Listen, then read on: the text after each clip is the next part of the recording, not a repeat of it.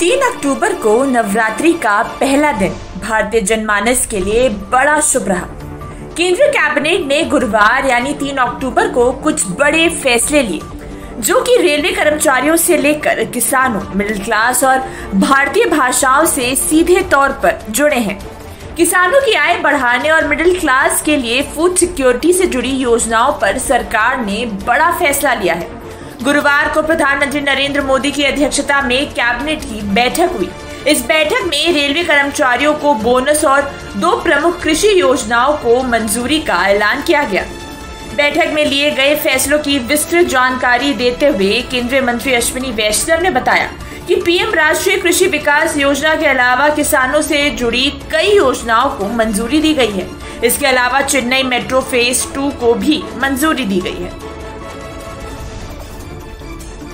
केंद्रीय कैबिनेट ने 2 प्रमुख कृषि योजनाओं को मंजूरी दी है। पीएम राष्ट्रीय कृषि विकास योजना और कृषि योजना के तहत 1 लाख करोड़ से अधिक रुपए के खर्च से कृषि और खाद्य सुरक्षा को सुनिश्चित किया जाएगा। इन दोनों के अंतर्गत 9 योजनाएं शामिल की गई हैं।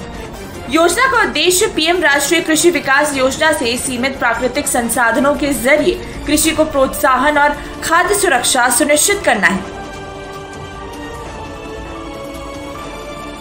कृषि योजनाओं के साथ ही केंद्रीय कैबिनेट ने रेलवे कर्मचारियों को बोनस का तोहफा देने की मंजूरी दी है।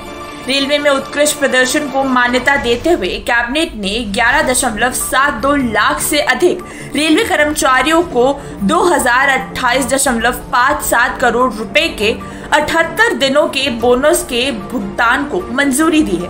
ये राशि विभिन्न श्रेणियों के रेलवे कर्मचारियों जैसे track maintainer, loco pilot, train manager, station master, पर्यवेक्षक, तकनीशियन हेल्पर, पॉइंट्समैन, मंत्रालय कर्मचारी और अन्य ग्रुप एक्सेसी कर्मचारियों को दी जाएगी। केंद्रीय मंत्री अश्विनी वैष्णव ने बताया कि प्रधानमंत्री मोदी हमेशा भारतीय भाषाओं को बढ़ावा देने पर जोर देते रहे हैं। इसी कड़ी में मराठी, पाली, प्राकृत, असमिया और बांग्ला भाषाओं को अब शास्त्रीय भाषाओं के रूप में मंजूरी दी गई है। शास्त्रीय भाषाएं वो समृद्ध भाषाएं हैं जो भारत की प्राचीन सांस्कृतिक विरासत को अपने में संजोए हुए प्रत्येक समुदाय को ऐतिहासिक व सांस्कृतिक स्वरूप प्रदान करती है। केंद्रीय कैबिनेट की बैठक में चेन्नई मेट्रो फेज 2 को भी हरी झंडी मिली है। इस पर 63,246 करोड़ रुपए खर्च होंगे। फेज 2 के तहत 118.9 किलोमीटर की नई लाइनों और 128 स्टेशनों पर 3 गलियारे शामिल होंगे।